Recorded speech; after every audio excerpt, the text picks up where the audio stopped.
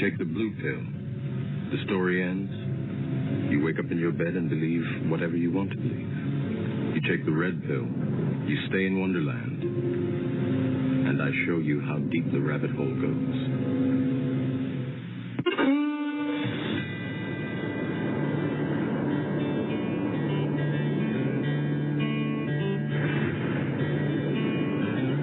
There was a mighty nation, blessed above all of creation. It was a rare and precious pearl, conceived in faith and liberty, home of the brave, land of the free. It was the envy of the world. But this shining city on a hill has turned from the Creator's will and let evil take control. Now the reckless men who lead them want to strip away their freedom and to steal their very soul. Now it's smoke and mirrors, switching bait, criticize and confiscate and let the guilty walk away. In this once righteous, godly nation, in the halls of education, they forbid a child to pray. They say we need to spread the wealth. They pretend to guard the health of the feeble and the poor, while the hand they hold behind their back confuses and conceals the fact that the wolf is at the door. There's an unseen hand. We are doing a radio program today on the supercomputers and cybersecurity and all the high tech that so many people in our country are worried about, that they will really, in fact, create a control society. And we have two top experts in our country on this particular subject who are our guests today on this radio show. We are talking with Mr. Jeff Wright. Jeff is a computer expert extraordinaire. His background is in computers with the military and with the government and through software systems design and analysis. And he has been very involved with the computer industry for a very, very long time, literally from the time he was in college. So that, and Jeff, you've been in really when the programming was still Fortran and COBOL and all of the earlier computer languages. That's when you got started. And so I really want to get your point of view on all the things that are happening with supercomputers, with artificial intelligence, and so forth. And with that, we also have Patrick Wood. And Patrick is a very accomplished author who has been involved with the concept of technocracy for a very long time. And Pat, you've studied the technocracy when it was in its infancy in the early part of the 20th century, and when the people like the Nazis tried to actually use technology, really melded with bureaucracy and with socialism to create control mechanisms throughout their society. And they actually did quite a bit of that. And so this is going to be an interesting discussion because we've got two really incredibly well-versed people who are going to be talking about a subject that I think most Americans don't know a lot about, but they want to know a lot about. So this is going to be a terrific opportunity to cover that. Gentlemen, welcome to the show. First, I would like, Jeff, would you talk to our listeners and give them just a little bit more on your background? I know you worked in software design and a number of things, but I couldn't do justice to really describe your involvement with the computer industry. Sure, Dan, and thank you for having me, and good morning to Patrick. I look forward to the discussion. Just to correct one thing, a lot of people say that I'm in the computer, and I'm actually in telecommunications. The computers are kind of a second part of the telecommunications industry, but my primary focus has always been at the physical and control layer of computer networks themselves. But a lot of people just blend the two together. I started out actually as a cryptologist for the National Security Agency in a subgroup called the Naval Security Group, and I was trained as a cryptologist, and then later on became a crypto systems engineer way back in what my son refers to as the dinosaur days of the industry in the early 70s. And through that initial exposure and the work that I did for a number of years in the defense industry, I was involved through quite a long, about a decade's worth of the systems development of crypto and intelligence gathering systems for various intel groups and government agencies. After that, I left. I got kind of fed up with the whole thing in the late 80s and left for private industry, and spent the next 2 decades working as a systems engineer, and then finally as a chief consulting engineer for Bell Laboratories out of Homedale, New Jersey, at their main media lab, developing various network technologies. In the course of doing that, I of course did a lot of interface work with both supercomputing complexes and large-scale commercial and defense system platforms for computing and all of the internetworking and communications for those systems. So it was a pretty varied background and covered most of the industry from soup to nuts up through the early 2000s, and after that I more or less semi-retired at that point, and got a lot involved in politics, which had a lot to do with the things I'd seen and the things I'd worked with through the previous decades.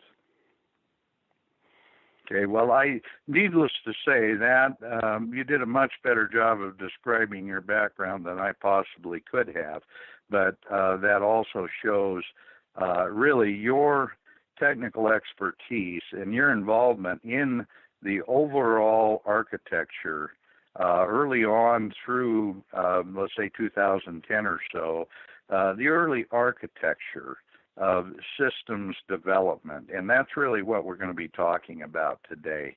Pat, I would love to have you also tell our listeners a little bit about your writing experiences, the things that you've been involved in. I know that you've written, co-authored a book with Anthony Sutton, and you've done several of your own, and I'd like to maybe have you tell our listeners a little bit about your background so that they can get an idea of how important this whole discussion is going to be, because you're going to represent maybe a slightly different point of view, but talking about very similar things.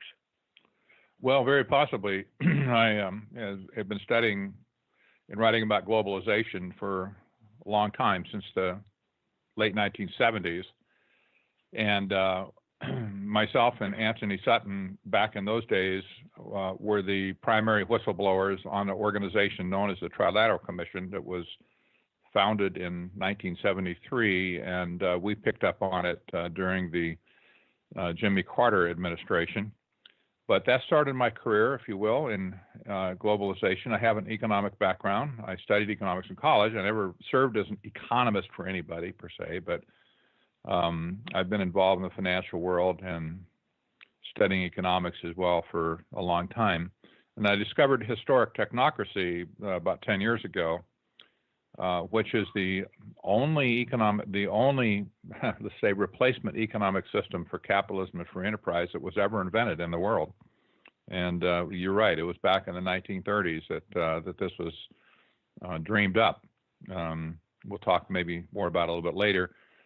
During my professional years, I was also involved in technology as a software developer. I did a lot of database management projects. So I have a real sensitivity to technological issues, which fit into my recognition of technocracy when I first discovered it. And I knew there was a story there because of my background in technology and computer science. So that kind of, dovetailed. And so you could say maybe that I have a major in economics and finance and a minor in computer, the computer industry. So that's kind of where I'm coming from on this. And yes, I have written 2 books now on technocracy. The first one was Technocracy Rising, the Trojan Horse of Global Transformation. That came out 2.5 years ago. And my newest book is called Technocracy, The Hard Road to World Order. And that's just released. And it's so just released that it's only available on Amazon right now. I don't even have our own private stock to sell. So anyway, that's it, Dan. Okay, well, incidentally, you are going to be one of the speakers at the Freedom Force International 4th Congress that's coming up in Paso Robles, California on the, it'll go the 8th of December. It's actually going to run from the night of the 7th, and then there's going to be other meetings up until the 9th. So that is going to be one of the topics of discussion, because we're going to be talking about alternative money systems, and that's going to be a discussion about cryptocurrencies. It's going to be a discussion of blockchain technologies and so forth. And so that's going to be an interesting program as well. So I encourage our listeners to go to Freedom Force International and go to their website and look for the 4th Congress in Paso Robles, California. If you're so inclined to join us, I know there are a very limited number of tickets available, but there may be a possibility of getting a ticket for that event if people are interested.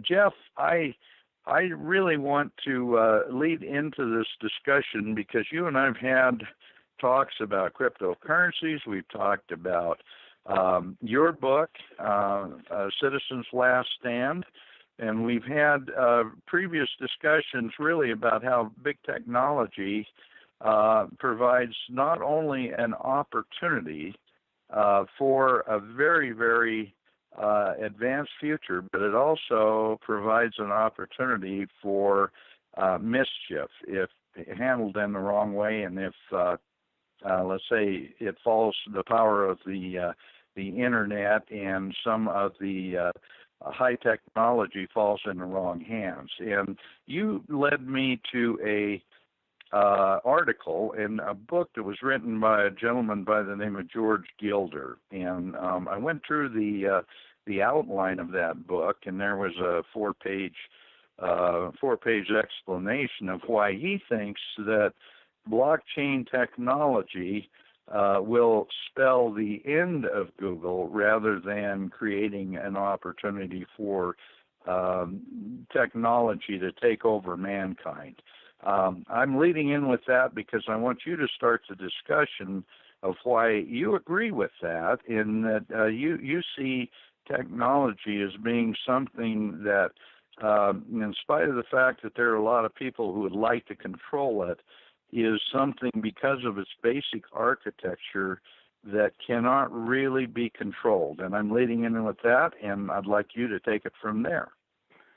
Well, thank you, Dan. I think this is a very important topic, because what we find with all technologies, and after reading in some of the background of Mr. Wood, I tend to agree with his general theme about the problems with technology and technocracy. The thing is that all of these tools, and I think the internet is a very good example of this. They're like any other tool. You know, you can take a hammer and you can build a house with it, or you can take that hammer and you can bash somebody's head in. All tools have a downside as well as an upside. And the problem that we have in the world is that as the tools get better and the tools get more refined and more advanced, the tendency to put them to negative use rises along with their potential positive use. And it's always a struggle, a constant struggle, between the two forces fighting over each tool as it's introduced. Just like with the internet, and I go all the way back to the origins of the internet. I've met and worked peripherally with some of the founding researchers and scientists on going all the way back to the ARPANET, because obviously the agency was one of the first entities to co-opt and start building out classified portions of the internet early on in the early 70s. After it came out of the lab in '69 and started to proliferate across primarily educational institutions in the Universities Research Association. But you know, you have people like Minton Cerf and Leonard Kleinrock and Mel Doles and some of these other people who originated these technologies. And if you look at their original intent, the original intent of the internet was to build basically a distributed, robust architecture that was capable of maintaining communications through nuclear blast events that would take down any types of network interconnections that had single points of failure in them. And the ability of the internet to be what's known as connectionless, to establish routes through the network and immediately fail over to backup routes going through entirely different nodes and switches instantaneously, was one of the key features of the distributed architecture. Now, just like with the internet, it was originally developed for, as I said, for military secure communication purposes and hardened communications facilities.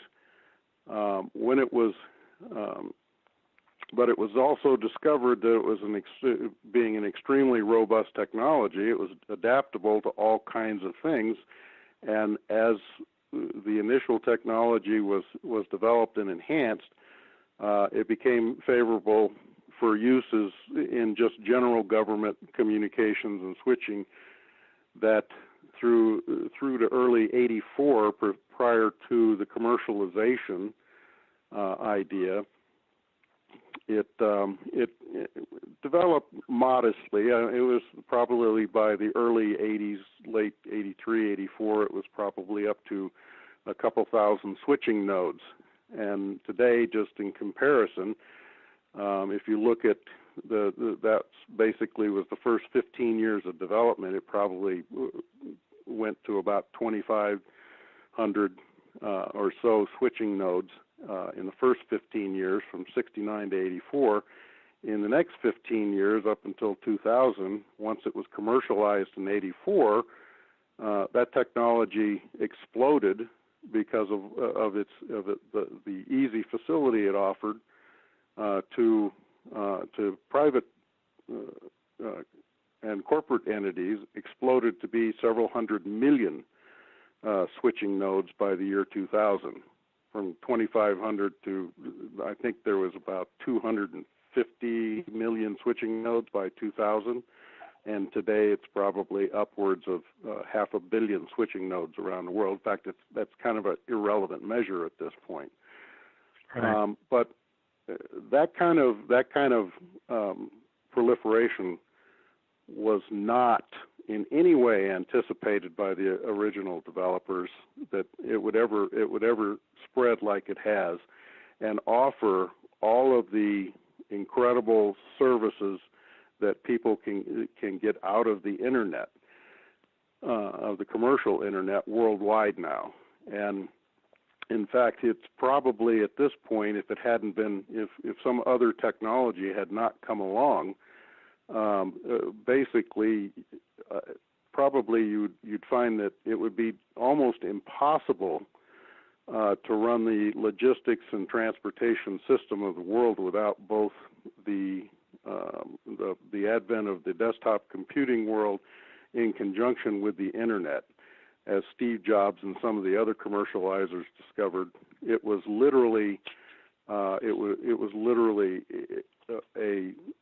so advantageous to use that it proliferated into environments that nobody could have ever imagined at the beginning. And in fact, once they let that genie out of the bottle and allowed commercialization to happen, it basically got completely out of their control, and today represents, in what I say is one of the best opportunities to actually free up mankind rather than enslave mankind. But that never, saying that, it never eliminates the possibility for the technology to capture and control people when placed in the wrong hands, just like placing a gun in a murderer's hands versus a policeman's hands.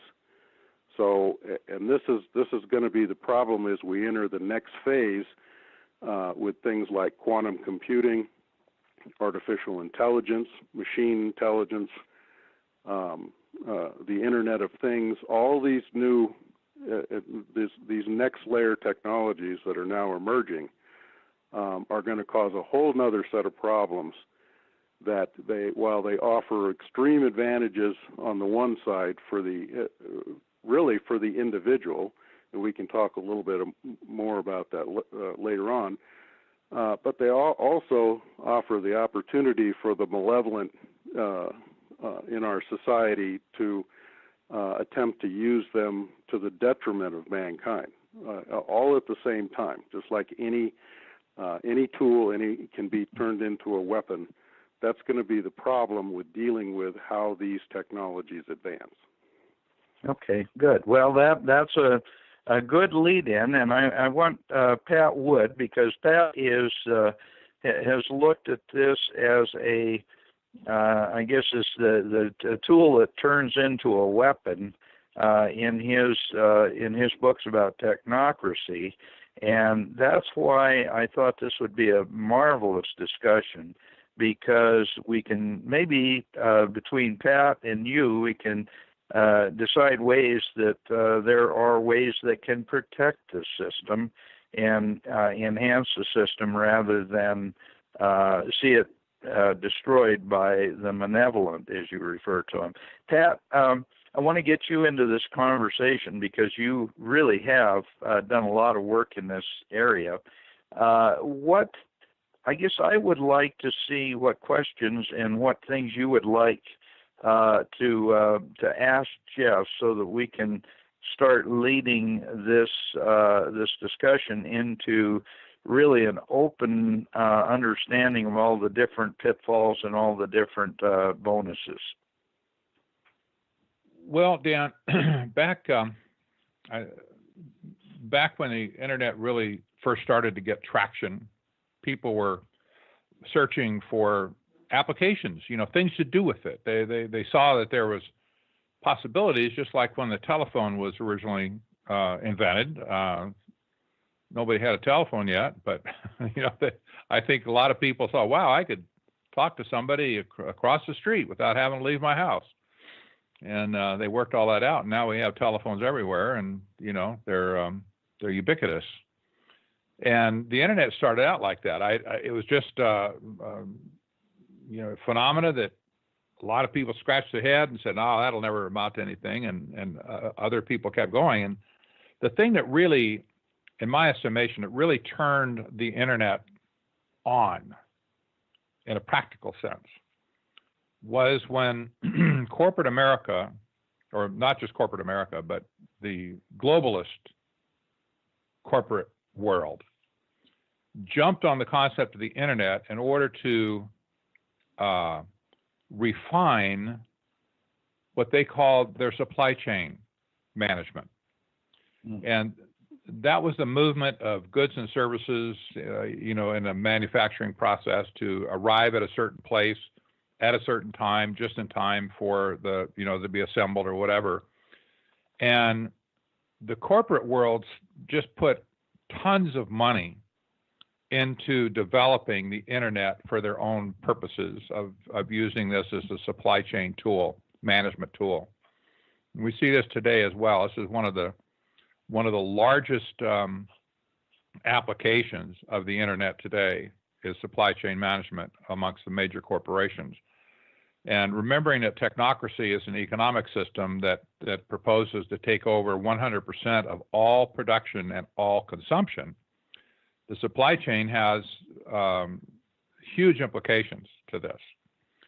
And so today, when you see phenomena around the world, and we can see in our country, things like smart cities that are being developed today by, again, these big tech corporate giants, they're saying that these things are for the good of the people. They're saying that, we're going to be able to access all this data with our smartphones and, figure out when the temperature is going up or when there's a parking spot down on 5th Street or whatever. But the fact is, all of this today, all of this Internet of Things technology, the smart city technology, the new rollout of 5G that's coming right now, these are very disruptive technologies to society. And it's not about the people and it's not about society. It's about the supply chain. That's what smart city technology is all about, is improving the supply chain, squeezing out all of the inefficiencies. And unfortunately, it's leading to some very negative consequences for people, individuals. I think we can see a microcosm of that looking at Amazon right now.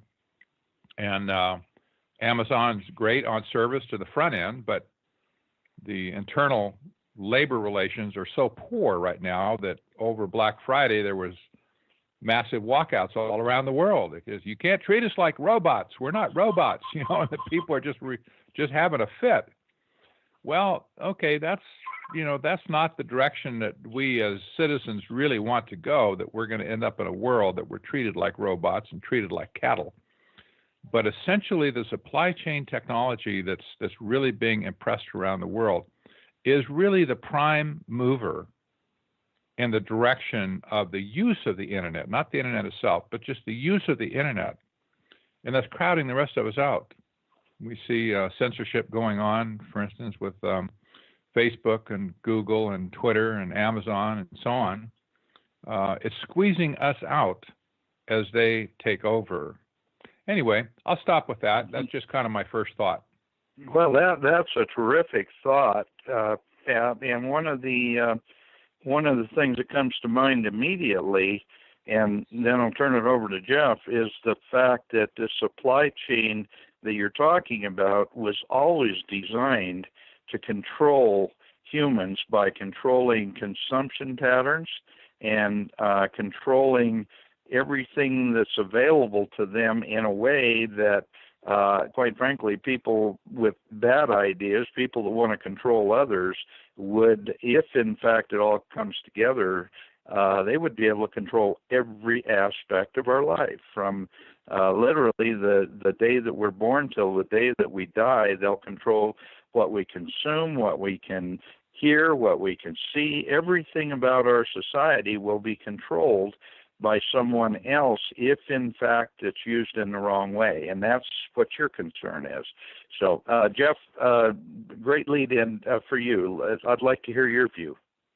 Yeah, well, and in fact, in that I agree with Patrick 100%. This is the fundamental problem, that as the technology proliferates. But I would like to kind of do a reset and go back to you mentioned Life After Google, Mr. Gilder's book. Right. that just came out, and I urge everybody to get a copy of that, and because he's been a technology prognosticator for decades, and he understands, I think, and sees that this dilemma that we have right now, and he addresses that dilemma. And in fact, some of this you're beginning to see the edges of with the troubles that Facebook has been having of late, and Twitter, with the numbers of users that are dropping their accounts and shutting down their accounts, because there's this duality of ideas with regard to the internet and effects. And the unfortunate thing is that a personality like Zuckerberg got a hold of the idea and got the money, because it all looks so fun and neat and attractive from the get-go, and then you find out later on the uses that they're putting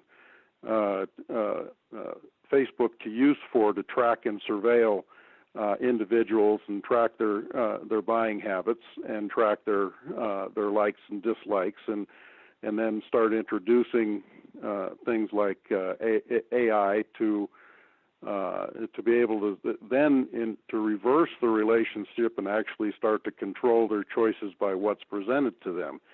But I think that you're seeing, and in reading Mr. Gilder's thesis, you understand that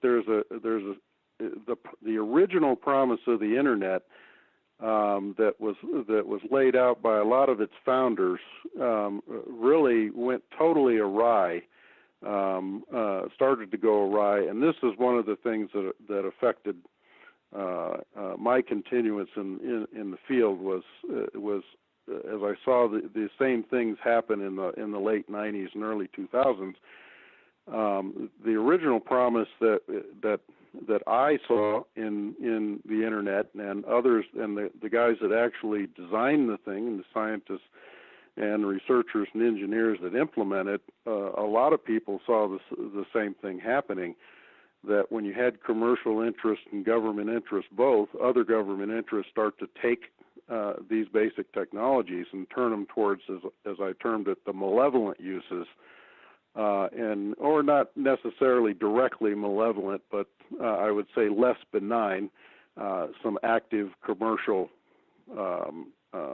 concepts and business models like Facebook uses, where fundamental surveillance is just a fact of life for anybody that signs up on Facebook and uses Facebook, and that people are beginning to rebel against that. Because that's not what the technology was really there to do, and it was because it was co-opted by folks with these ideas that the original promise of the internet started to be compromised. And as what Mr. Gilder points out in his book is that there's a pretty strong movement underway. And part of it was represented, and you see the same thing with the cyber currency movement and the blockchain movement. There's two fundamentally competing forces in there. There's those that want to co-opt it and misuse it and abuse it and use it to control and surveil and track, and then there's those that want to look at its real promise to allow it to actually free up and to stop centralizing the architecture of these other technologies, so that people can control their own private lives and their own private destinies. And this is in combination with several other technologies we haven't even talked about yet, from quantum computing to the concept that's been mentioned of the Internet of Things, the IoT, artificial intelligence and machine intelligence. And again, on the one hand, as they can be viewed as extremely controlling technologies, if placed and used by the wrong people in the wrong hands, they offer at the same time in their fundamental architecture the ability for the individual to finally be able to protect themselves.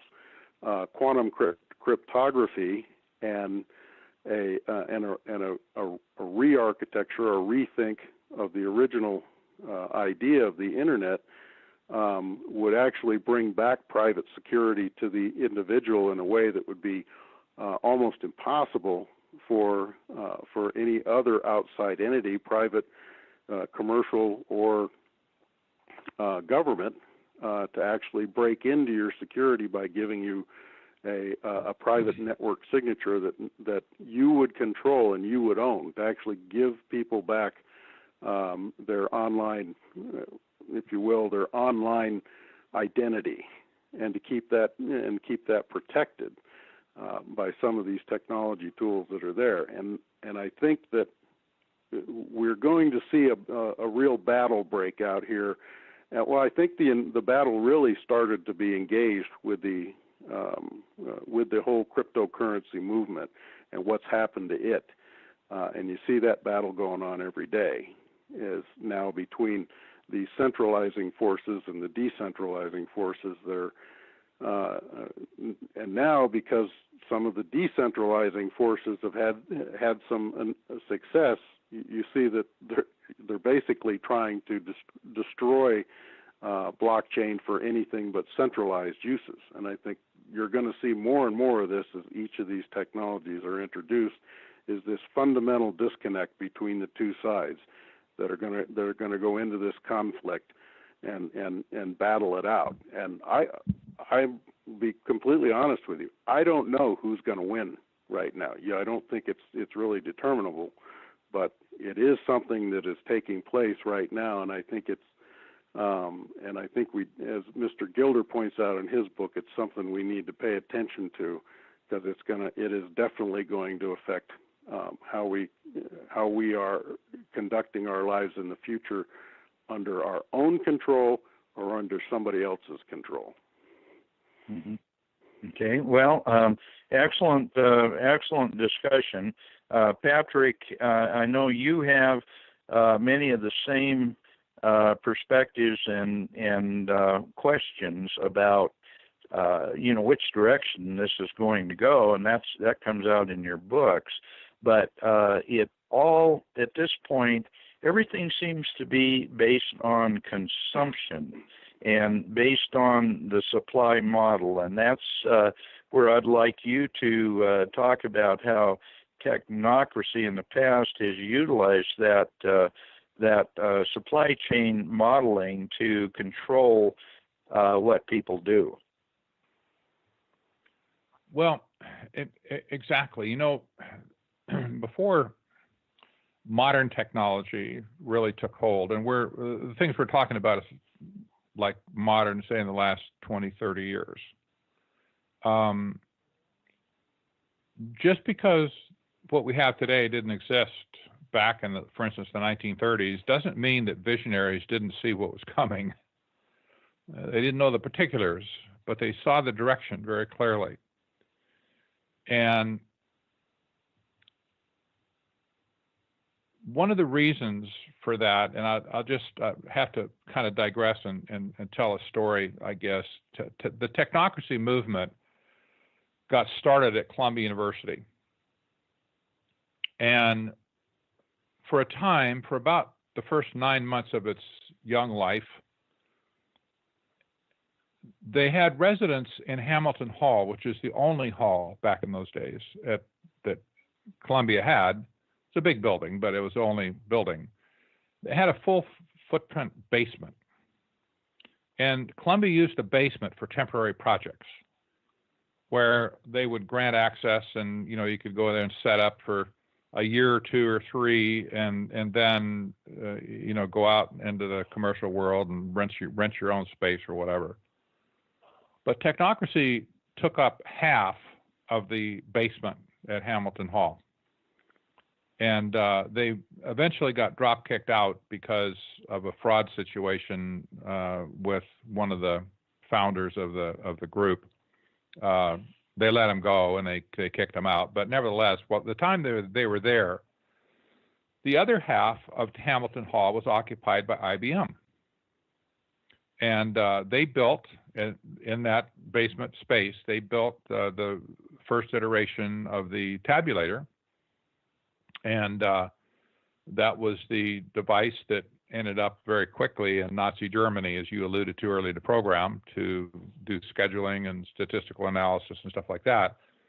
But nevertheless, the brainiacs at IBM and the brainiacs, who were all the senior engineers by and large at Columbia, they had opportunity to rub shoulders, to talk, to dream, to prognosticate about technology, where it was going, and so on. And they did, unquestionably, they did just that. And they did not know the particulars. I'll stress that again. They weren't visionaries. They didn't have crystal ball, but they saw the possibilities of, where things were headed.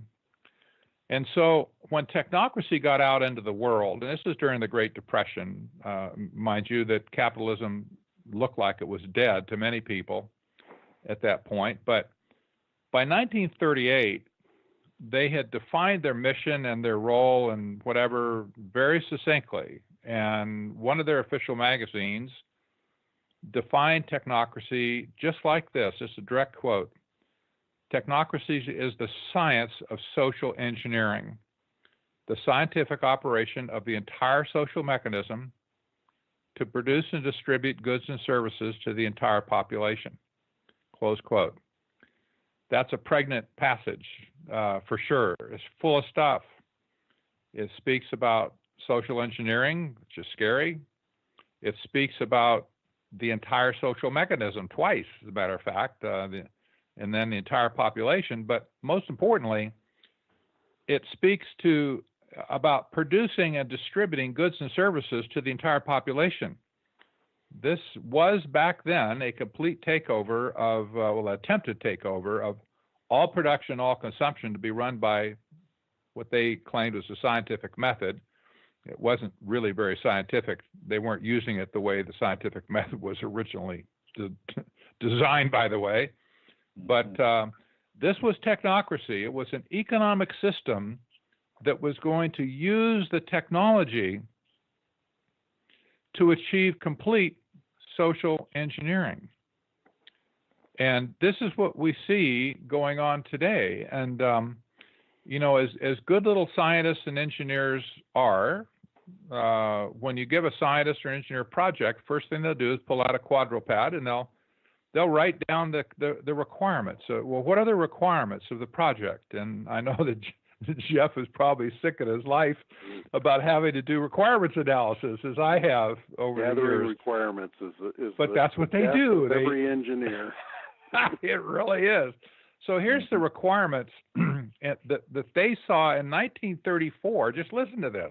This is the requirements that these super senior engineers at Columbia University, and there were some other people involved as well that were from other universities, but primarily it was Columbia University engineers. Number one, they only had 7 requirements. Here's the first one. Register on a continuous 24-hour per day basis the total net conversion of energy. Coupled with number 2, which says, by means of the registration of energy converted and consumed, make possible a balanced load. I'm going to skip that for just a minute, but that speaks exactly about what we have with smart grid today. Mm-hmm. The idea of balancing the load between consumption and production of energy.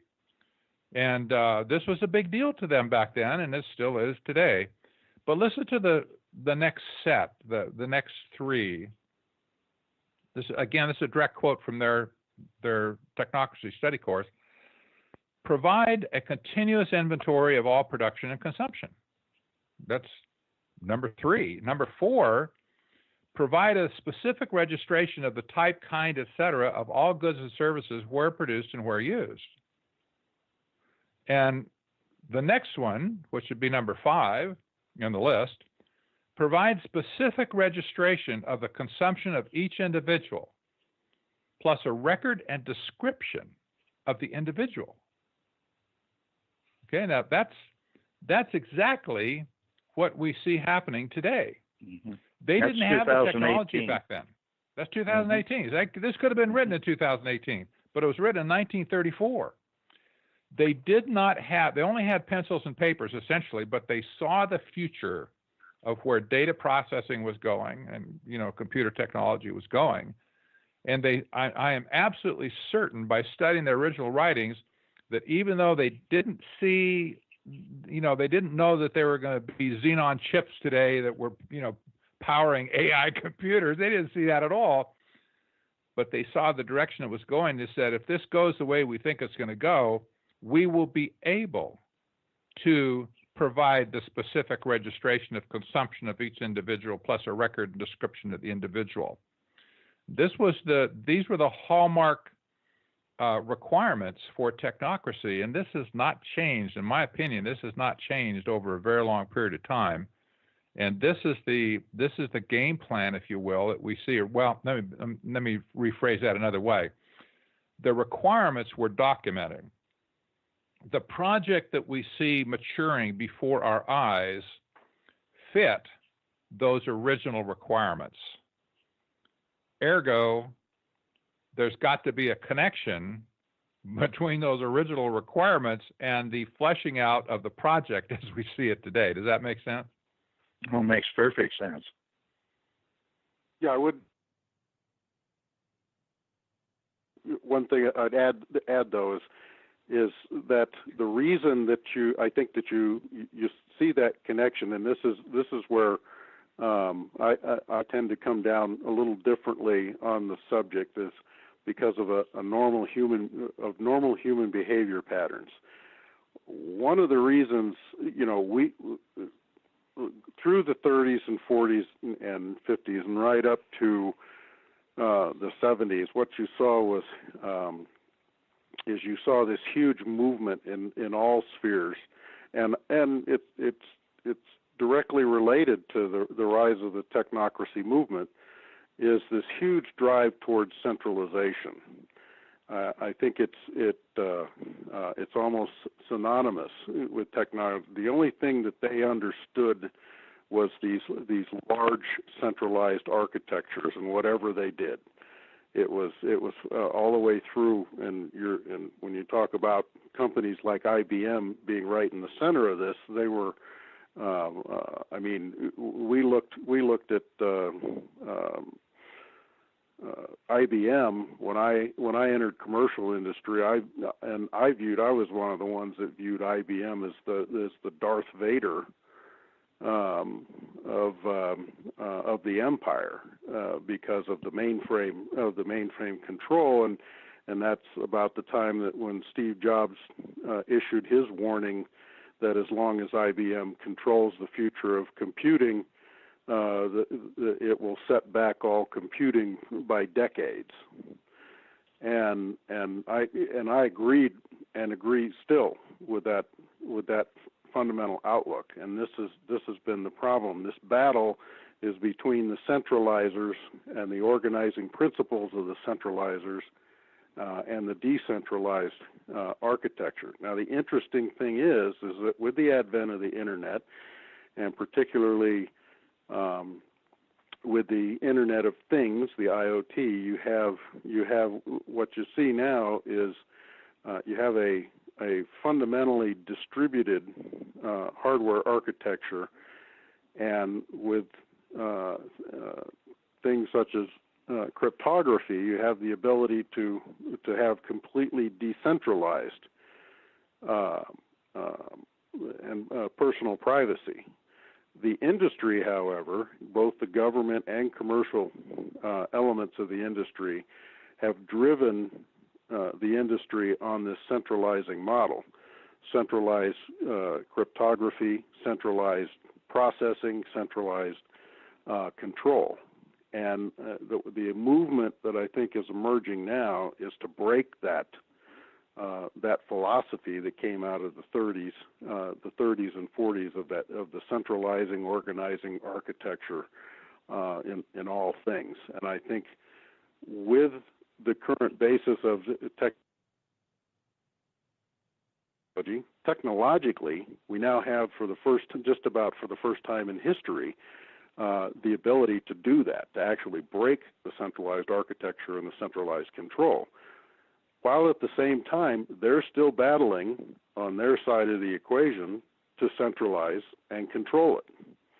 And this is again, as I say, is this battle that's just about to re-engage in the next set of evolutionary technologies is about to re-engage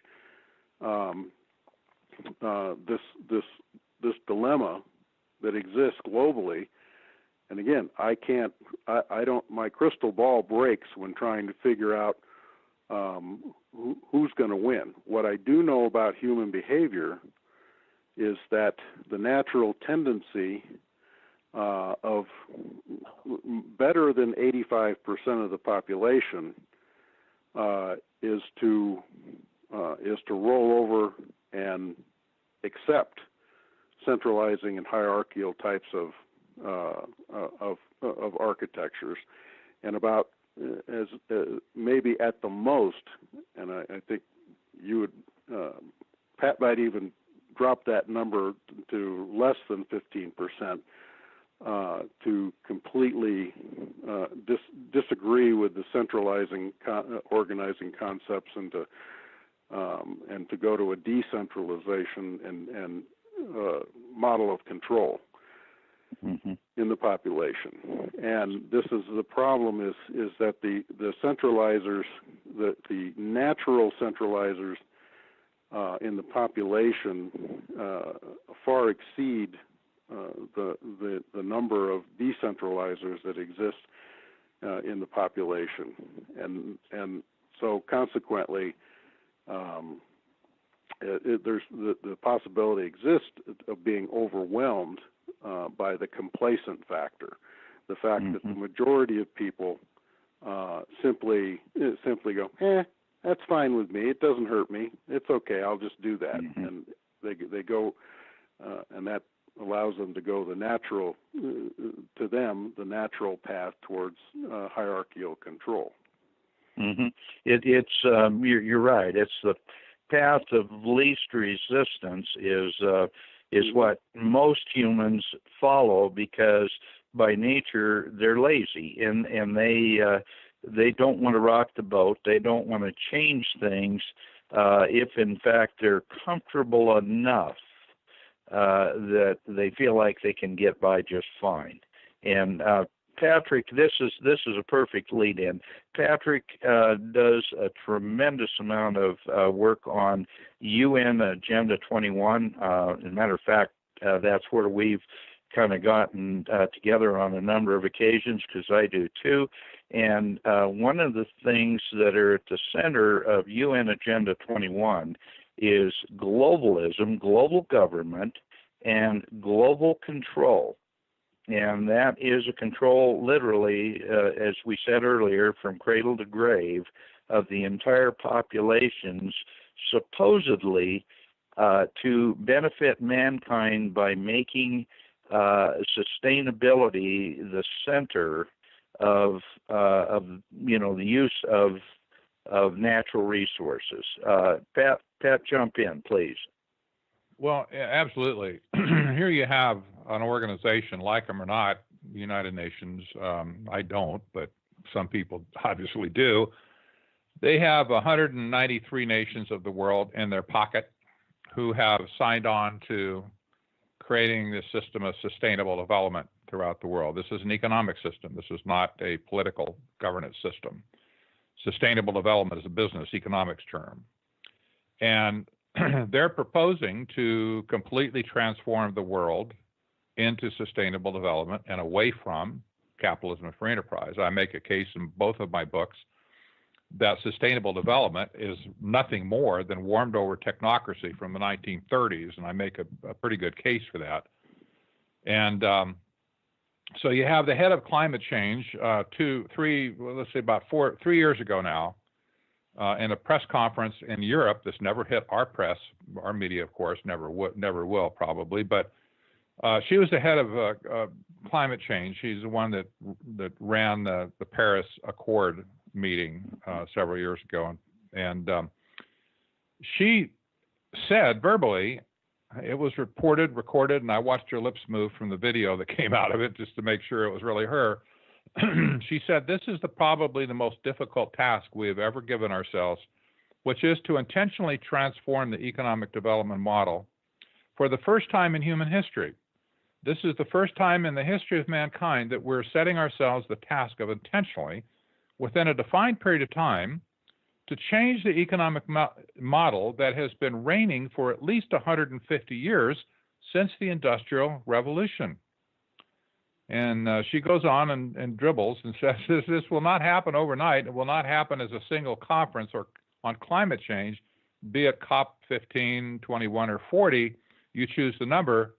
It just does not occur like that. It's a process because of the depth of transformation. And so she's pretty much revealed that the United Nations has declared war on capitalism and free enterprise for the sake of sustainable development. And I'll bring up another concept here now, just since we're talking about it. There's a big sleight of hand going on, in my opinion, with all of this technocracy / technology and what it will do / sustainable development, what it's going to do. I think there's a tremendous con job going on where the capabilities of these systems are far overhyped to the public, convincing them that utopia is just around the corner, whatever. And I'll tell you why. There's several reasons I believe that, but I'll take you back to 1992 when Agenda 21 was first created at the United Nations First Earth Conference in Rio de Janeiro. There was some young people that got to participate in all of the working groups. They were invited to participate in the working groups just as observers. They couldn't vote or anything, but they were there. And during the closing ceremony, they invited a couple of those people to speak. Young people. They were like, 18, 19, 20. And one young lady from Nairobi, who was part of an NGO called the International Youth Environment and Development Network. And it's probably a green tree-hugging, eco group. Nevertheless, she participated. Her group participated in all of the negotiations. You have to listen to what she says. She spoke to the General Assembly. She said, this is a direct quote, "Amidst elaborate cocktails, travailing, and partying, few negotiators realized how critical their decisions are to our generation. By failing to address such fundamental issues as militarism, regulation of transnational corporations, democratization of the international aid agencies, and inequitable terms of trade," she said, "my generation has been damned." And needless to say, the audience was stunned, absolutely stunned that she would say such a thing. But this was a young person's, young people can see through hypocrisy better than old people, I tell you. This young lady nailed the intent of or what was going on back then with Agenda 21. It was not about saving the world. In her estimation, it was about to damn the world. And I think I've seen this. This is what's been playing out ever since. The people that are controlling the narrative half the time don't understand what they're talking about. The other half of the time, if they do, they're misrepresenting it, mishyping it to the populace. And this is one of the great dangers of technology today, is that the common man has no way to connect mentally with the advanced technology that we have today. I have trouble with it. My guess is Jeff probably does too. It's just out of orbit. Yeah, I mean, it's real. I'm not saying it's not real, but it's there. And the common guy is completely out of touch with what's going on. It's just gone that far. In fact, it reminds me back of Alvin and Heidi Toffler's book, Future Shock. You remember from the 70s, it said eventually technology is going to advance to the point where people simply just can't comprehend it anymore. I think we've reached that point. But there is a great overhyping of what's going on, and the stewards of technology who probably some of them really know better. The stewards of technology today, the ones that actually have their hand on the throttle, like Jeff used to have his hand on the throttle directly, giving direction to it. They're racing forward so quickly at the demands of the corporate world to hurry up and get this done that they're leaving security as an afterthought. This is very disturbing to me, because I've built enough systems over the years where I had to deal with security and tightness of a system to make sure it couldn't be hacked or broken, especially by somebody who wanted to. Every system you see being put in place right now, whether it be a smart city system or a fintech system or whatever, they're the farthest thing from secure that you could possibly describe. Oh. Everything is still being hacked. That's absolutely Wallets, correct. cryptocurrencies being hacked, banks are being hacked, all the big corporate accounts are being hacked. Smart city technology is being hacked.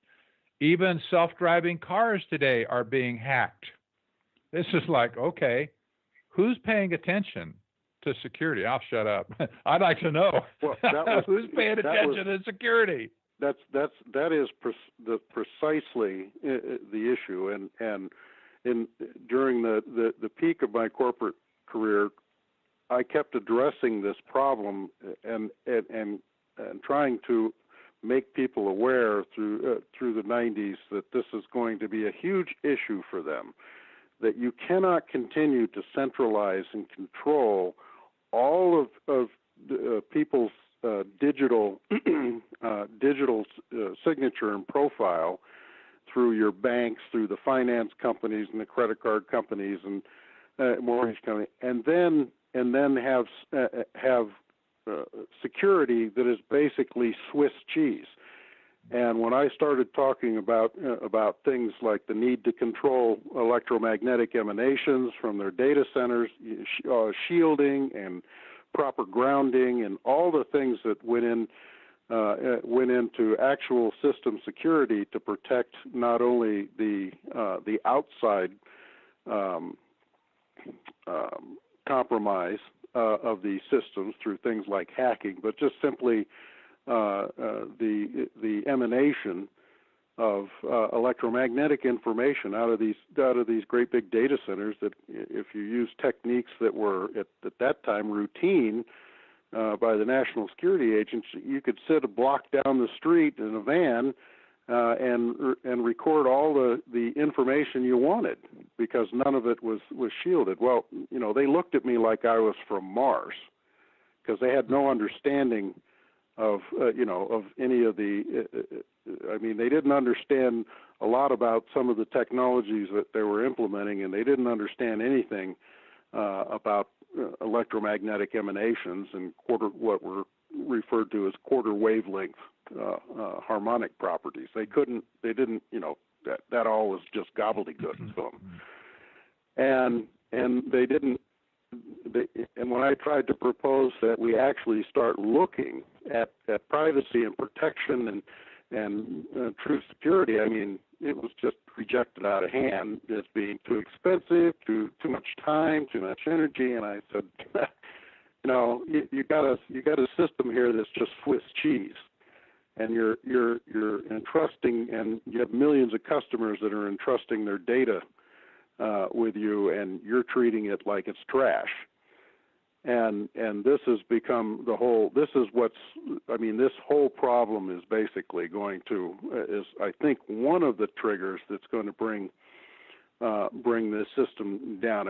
You routinely today see all of these hacks and cracks that are going on in these large data gathering environments, whether it's Facebook or banks, international finance companies, or credit card companies, or insurance companies. The hacks and cracks that are daily by the thousands, and most of them don't even get publicized, and your information in by the tens of millions or even hundreds of millions of customer profiles are being compromised.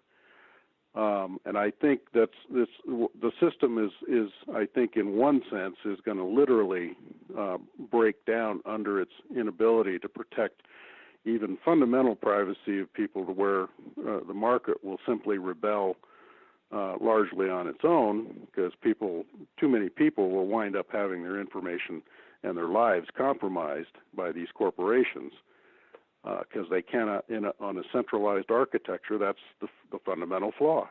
With a centralized architecture, they cannot protect the individual consumer, because they really don't have any interest to. It's not their problem, and that's the way they look at it. And I think that's going to cause them and the system itself a large amount of problem in the next 10 to 15 years that they can't overcome if they don't move to a different architecture. And I think if they don't, I think the market itself and people who are fed up with this, the added, like what's happening at Facebook. I think in Europe alone, Facebook last year lost more than 1 million accounts, 1 million users. And I think that movement is going to pick up worldwide as people recognize more and more they're being used. And so I think there's a glimmer of light there, that different architectures will have to emerge and will be attractive to people that want to protect their digital profile and their digital signature from the get-go, from the first to before they even enter it, from the time they're small children, and their parents' incentive will be to make sure that their digital signature is protected. So, like I said, I think there's, at the same time, it's always, as they say, darkest before the dawn, and I think we're fast approaching that period of time where some fundamental decisions are going to have to be made. Otherwise, the system itself will break under its own weight. Mm-hmm. Okay, well, Jeff, let's explore that, because I think Patrick, his concern is that 80%, and I tend to think it's closer to 95% of the human population that are willing to go along with virtually anything, as long as they feel a level of comfort that it doesn't adversely affect them. And you're saying that as things go haywire here, that effect is going to become so prominent that even it'll get into that 95%, and all of a sudden everybody's going to be alarmed because there's so little security and so much control from centralized areas. Patrick, I want to pull you back in on that very subject, because I'm sure you've got ideas in that regard as well. Well, I do, and we could look at China as an example. They're a model of technocracy right now, and most people still look at China as some kind of a communist dictatorship or whatever. It's really not. Even most of the global elite have identified China as a technocracy since at least the year 2000, and I fully agree with that. They are being run as a technocracy, an engineered society, using technology to control the people. Most of their senior leaders are have advanced degrees in science and engineering of one sort or another, and they very much are engineering their society along the lines of technocracy. And as I said, academia has written a lot about the technocratic nature of China today. China is perfecting the system of human control. There's no question. I mean, it's all over the news today, where they're using camera technology, facial recognition technology, and so on, to track every person in the country. They intend to do this by the year 2020. And they're on track for that right now. They're going to have essentially one camera for every 2.5 people in their entire country, and they got 1.4 billion people in the country. That's huge. And they have this social credit scoring system set up now, where they're monitoring and tracking every conceivable aspect of a person's life to give them a credit score, social credit score, not money, but whether they're a good little citizen or not. And they're rated, they're given a score according to how they score in the eyes of the government that's running the technocracy. And so here you have almost a complete scientific dictatorship in place. And I have to say, most of the people are just merrily going on their way trying to cope with it over there. But, you know, there is resistance, certain resistance movement, and it's pretty much getting crushed every time it raises its head. But here would be the question, I think, to fast forward from where America is right now, and kind of ask how is China, how are the people in China going to get out of the situation that they're in, if it's possible at all? How are they going to use technology or any other political means to escape the total domination that they have at the hands of the technocratic elite in their country? Because that's pretty much where we're headed eventually. It's not coming tomorrow, but you know, as you can see the seeds of it, we're progressing down that same path, and China is busy exporting all of its technology for surveillance and for control of people to the rest of the world. Anybody that'll buy it, they're selling it to them. And so we see and read from a distance about the struggles that they're having. My question would be, how are the people of China going to escape this scientific dictatorship? And Patrick, I'll add to that. How are Americans going to prevent the same kind of situation from happening in the United States before it actually happens? Jeff, yeah. Great lead in for you. Yeah, well, I think that as is always the case, it's going to be left to a small minority of the population. And you know, one of the interesting things that I've been looking into is the younger generation's use and acceptance of some of these technologies. And one of the things you have happening right now, you do have a large percentage of the young population that are simply accepting, I mean, without question, the advent of these technologies and their uses.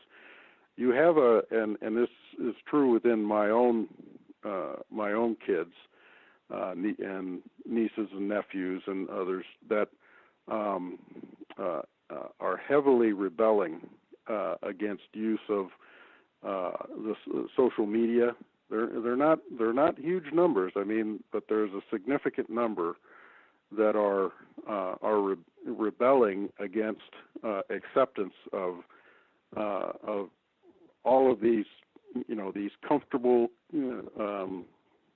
warm and fuzzy technologies, and are the ones that are in fact, like in Europe and elsewhere, that are a part of the user groups that are running away, and they're literally forming their own pirate groups to do things totally out of view. And the interesting thing is it's usually the smarter ones who are very sophisticated in their uses of technology are the ones that are going out and forming these subgroups that are in effect bypassing. That's what this is usually referred to. This is known as bypass, where they bypass all of the easy available tools and either develop their own or start using technologies that keep them totally off the internet. And there's a growing, and around the world, there's a growing population of these young people who are technologically very sophisticated, who know how to use these tools. A lot of them, you know, I mean, it just go down to the black hat conferences and some of the other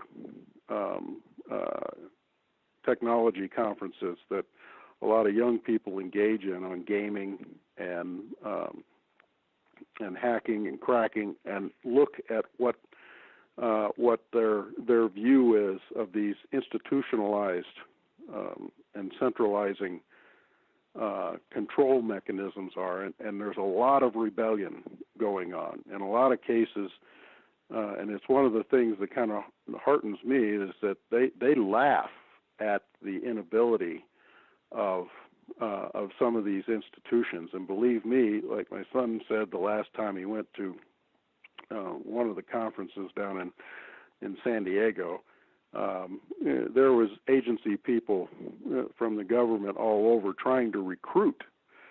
And they said it's so funny to watch them because they're so easy to spot. They try to blend in, and they try subtle approaches at recruiting, but they're instantly identifiable, and they're basically just laughed out of the hall.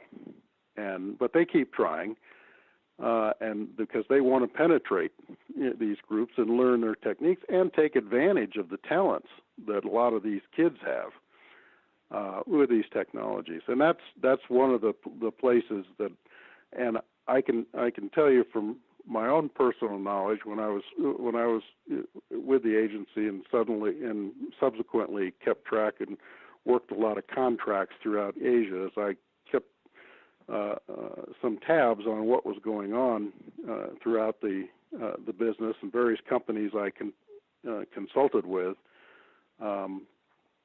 I also did a lot of work with our European and both our European and Asian counterparts in banking and finance and elsewhere. They have the same problem.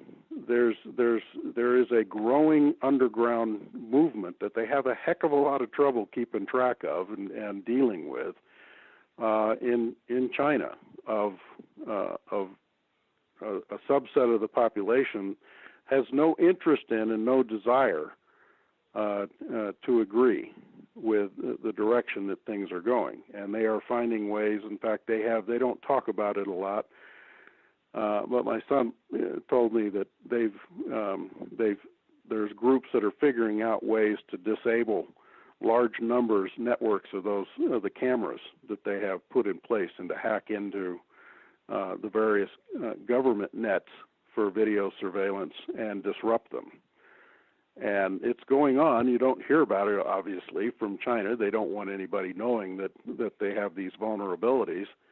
But there's a lot more internal dissension in the population over there, and things that are happening than the outside press reports. The fact that we have to fight at that level is I think Patrick would agree is scary enough. But one of the things that gives me quite a bit of optimism is the fact that, and what I always found in my work in the industry is, the private free enterprise commercial free thinkers are a lot smarter, a lot quicker, and a lot more prolific than the government institutionalized drones that go to work for government and work on the other side of the fence. That's one reason there's so many breaches that happen all the time, is because the quality of people don't tend to migrate into the institutions. They tend to migrate away from the institutions, especially in this world. And I think there's a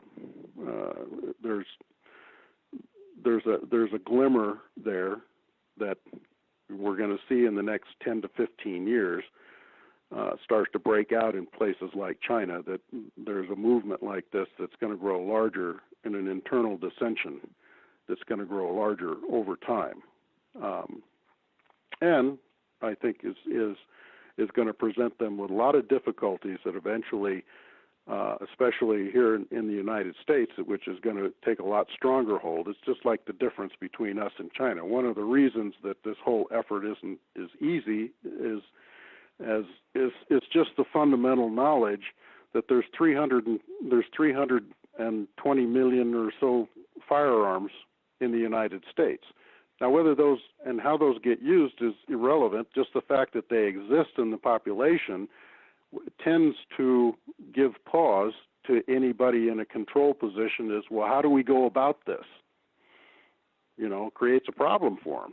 And I think that one of the things you're going to have in places like China is you're going to have, well, you might not have the guns. You got a lot of smart kids over there. And a lot of the smart kids are going to figure out, we don't want to do this. They may want to, but we don't want to, and we're not going to let them do it.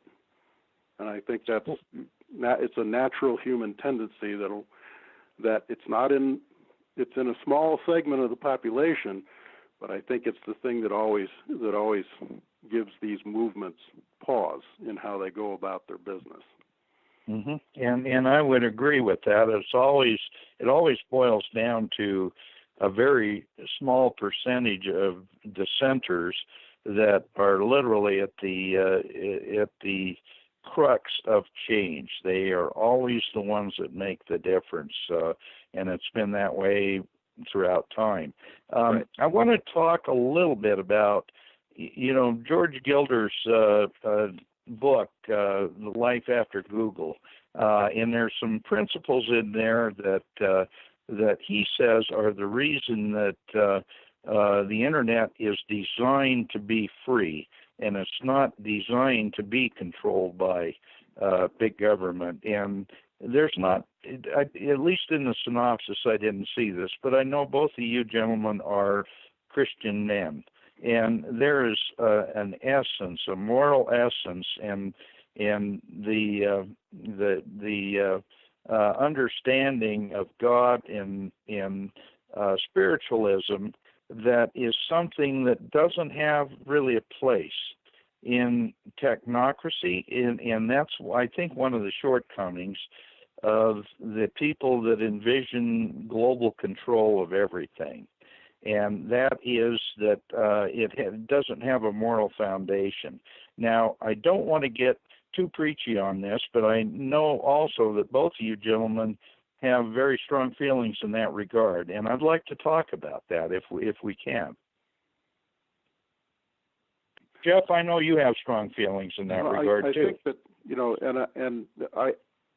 I think this is what goes to the essence of what I was saying, is that just like they've tried to stamp out spiritualism of virtually any type all over the world, this is an extremely difficult thing to do in the human population because it's a natural tendency. And as I've found, one of the things that's most interesting about, for example, the field of quantum computing and the nature of the field itself is that this whole idea of quantum superposition, meaning that you can't actually, until you actually measure it, you have no idea what the state of the thing to be measured is. It's in general terms, it's the Schrodinger's cat problem, where if you have a locked box, and until you open the box, you don't know whether the cat inside is alive or dead until you open the box. It can be one of two states. Well, in fact, the very nature of the way that quantum computing works is deals with this whole quantum variable or quantum superposition problem, is that until you open the box and take the measurement, it can be in any of an infinite number of states.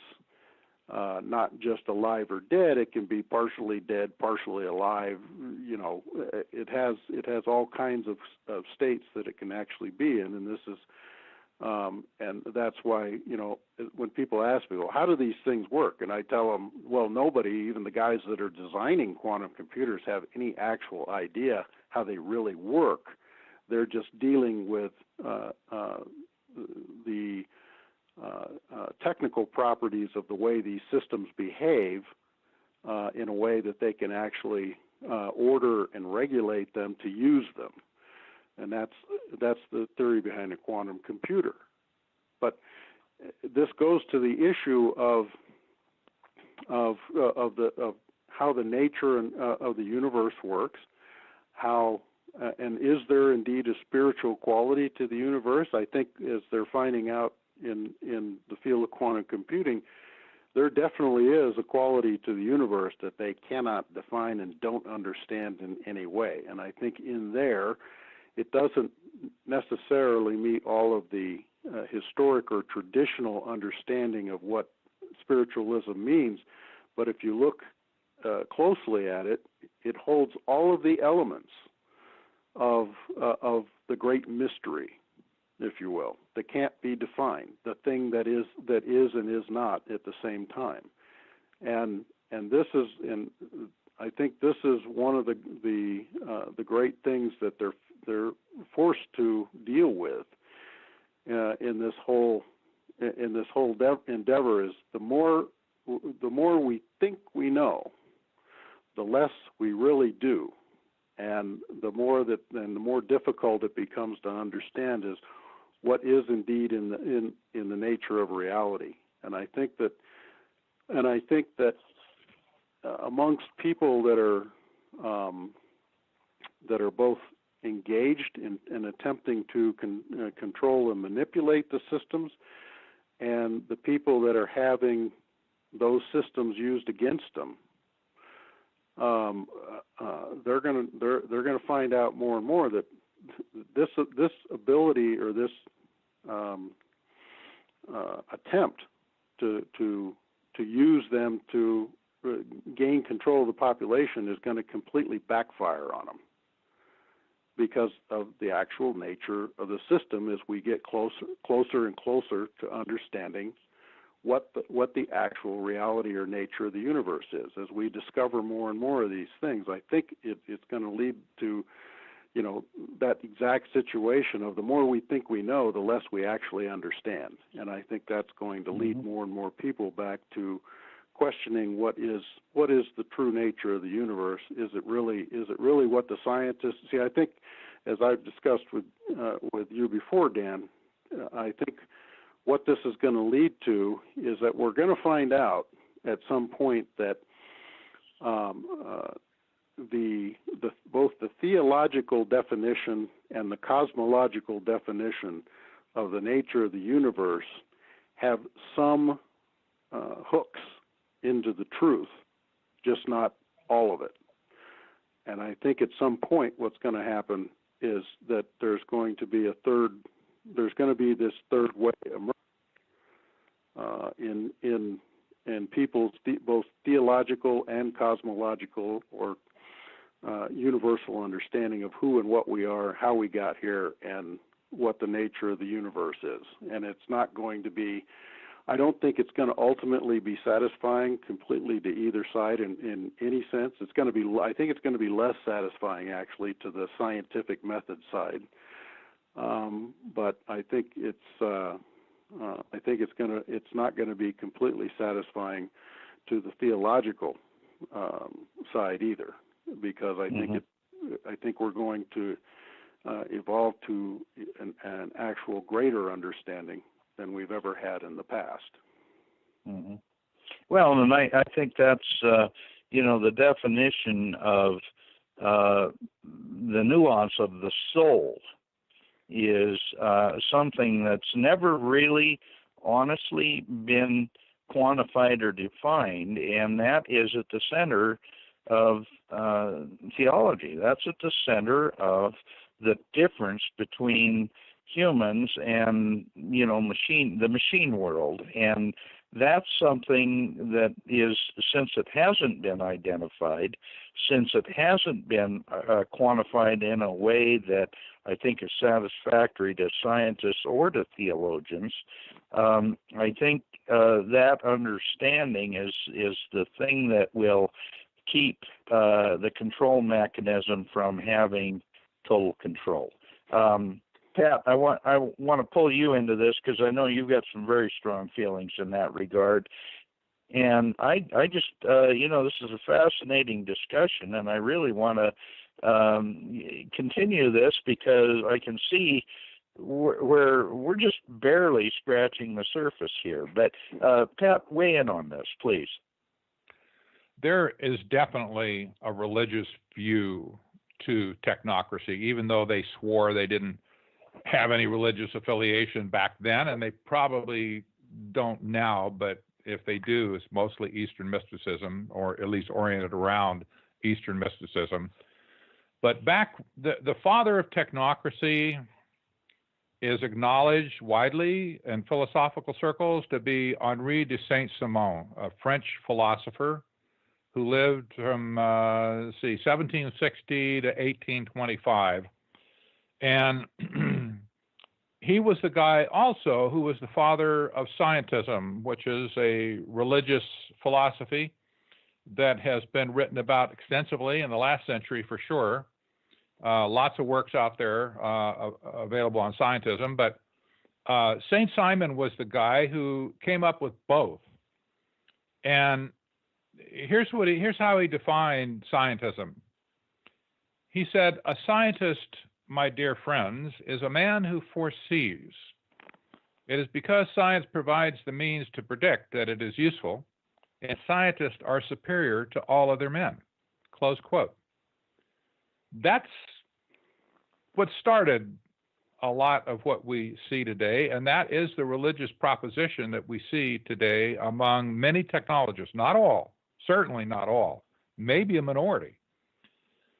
But for anybody who comes to the position that science and science alone can solve all the problems of the world, any knowledge that there's out there, it can be proven definitely by science.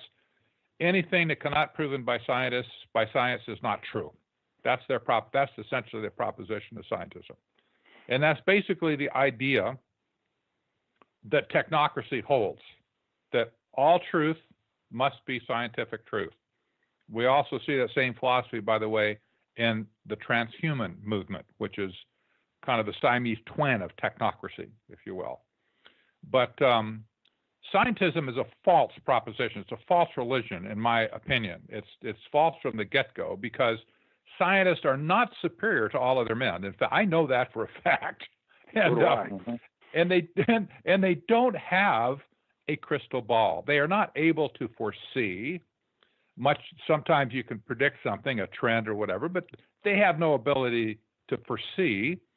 And science does not have the ability to see ahead into the future as well. And I just have to say that the Bible is very clear, for instance, that the future is only given by God, not to man to know. We don't know the future.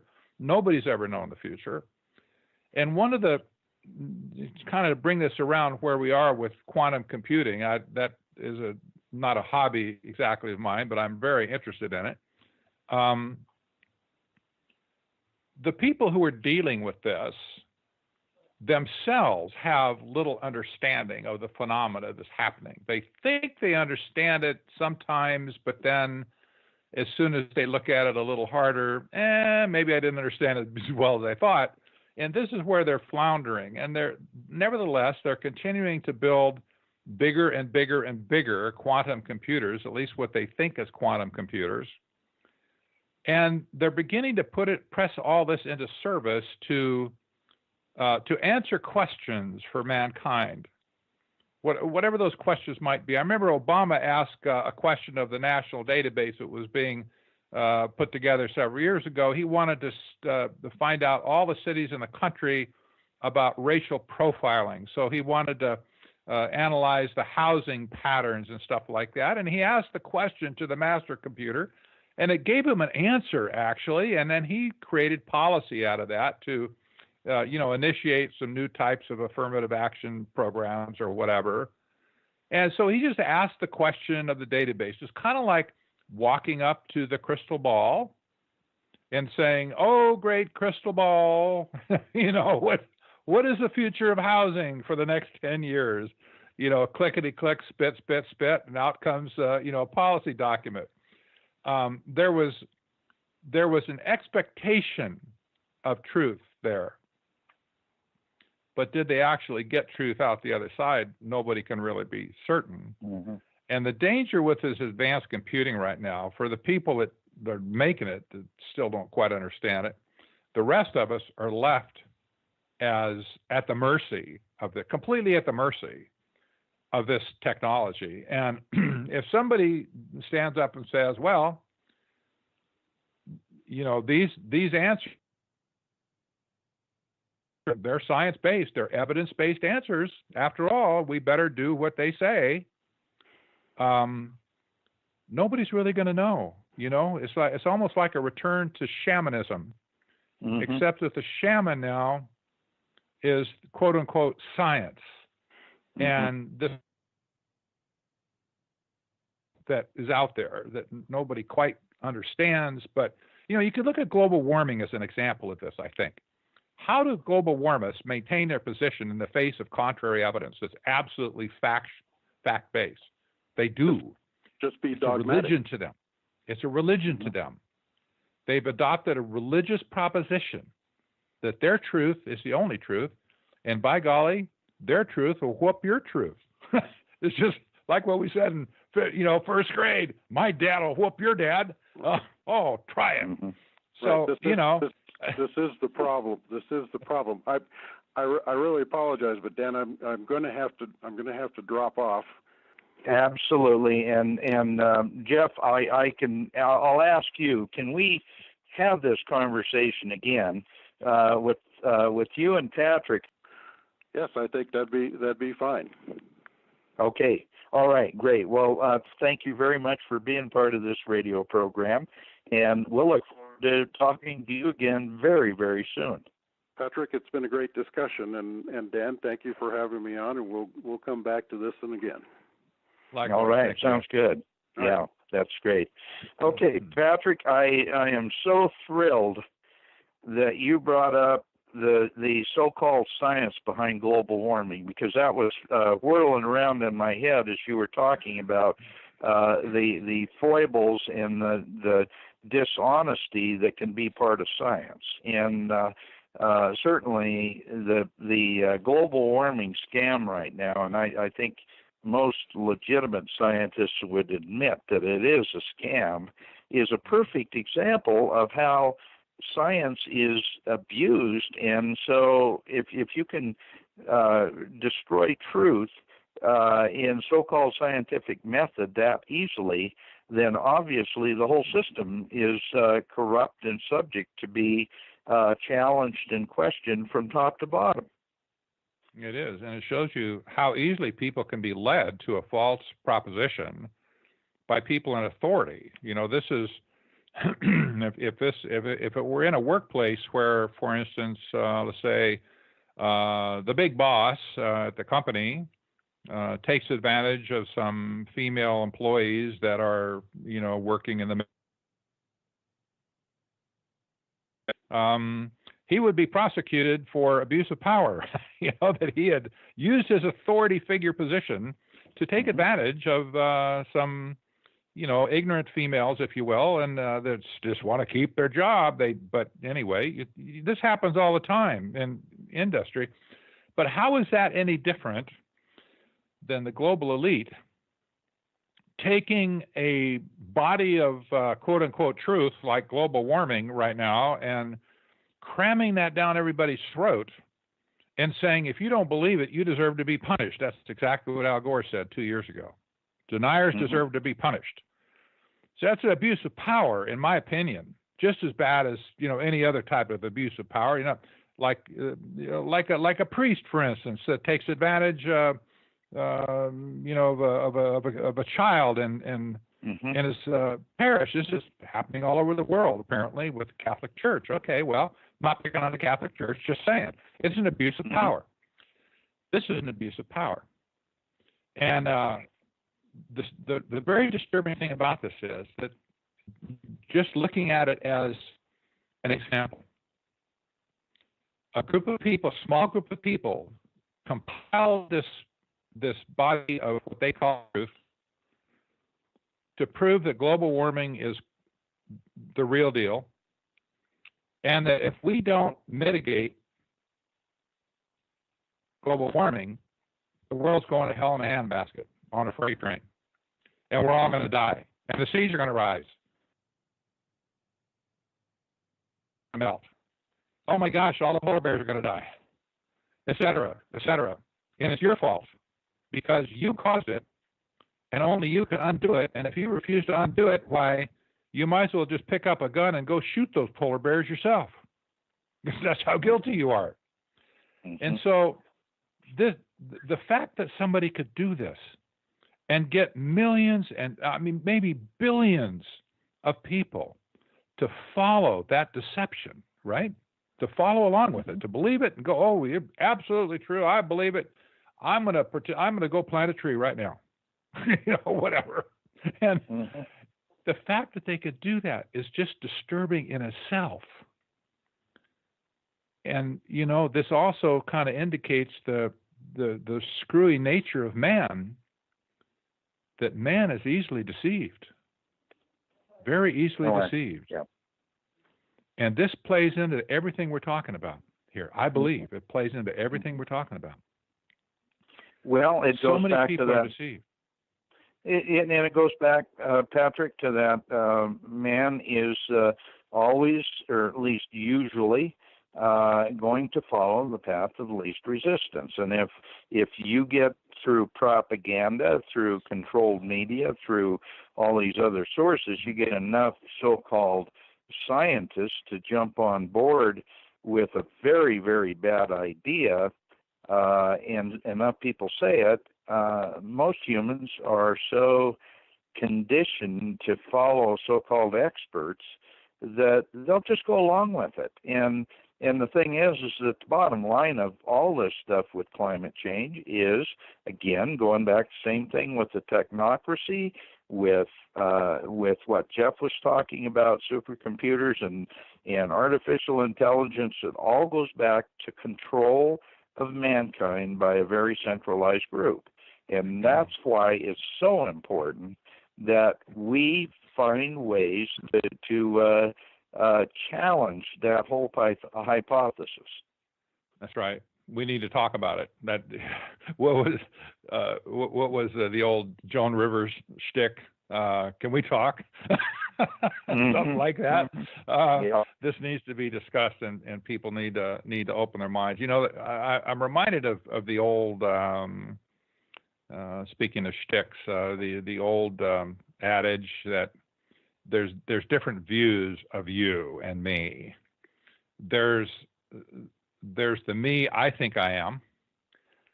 There's the me you think I am. There's the me others think, right, that I am. Mm-hmm. And the view of you can be radically different, right, depending on who you ask. And very seldom, the idea that is very seldom does your view of yourself add up or very closely to what others think of you. Sometimes it might, but it's obviously can be different. And we can kind of look at this whole thing we're talking about, this whole subject, in that regard. What does it mean to me? What is it to me? What is it to somebody else? And then what is it to the controllers? There's different people are going to look at this thing as have different views. And we can feel the pain when it gets in our wallet, and when we get cramped, our style gets cramped. We can feel the pain, and we will react to the pain, just like putting our hand on a hot stove. But the most people out in society look at all this. Oh, this is wonderful. Utopia is certainly just a heartbeat away, and we'll wait for it, and we'll embrace it when it happens. And then you have the global elite, who are looking at this whole thing in a totally different way, and most people are certainly out of touch with this. But one guy that I've been following very closely is a professor down in Singapore. I look at him personally as the up-and-coming Zbigniew Brzezinski of our day. He's a brilliant young political scientist, and the global elite love this guy. They just hang on every word, and he's speaking to all the big groups all the time, just constant. He's written a bunch of books, of course, scholars do, and this guy's young, he's good-looking, he's very articulate. He's got everything you and I don't have, Dan. Yeah. I guess. The guys they love this guy, right? And so in one of his books, he's a globalist. He writes about technocracy and about globalism and globalization That's my field, globalization.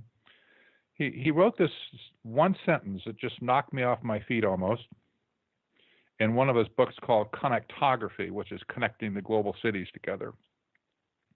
And he talks a lot about supply chain, stuff like that. But here's his view, okay? This is the way he is looking at what we're talking about. He says, we're building the global society without a global leader. Now, that flies kind of in the face of, we're looking for like the global government, we're looking for a dictator of the world.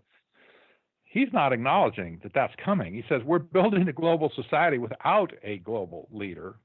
And then he goes on and says, global order is no longer something that can be dictated or controlled from the top down. That's his admission. And then he says, the blockbuster, globalization itself is the order. That's profound. Globalization itself is the order. It's profound, and it's also scary, because what it basically means is this total scientific dictatorship run by AI. That the system is going to run itself, and the system is globalization, not a person. This is disturbing. To me, it's very disturbing. Most people will never see this, by the way, because they're never going to read Kana's book or give a rip. But I do dumb things like that. I spent $30 on his book, and I actually read it.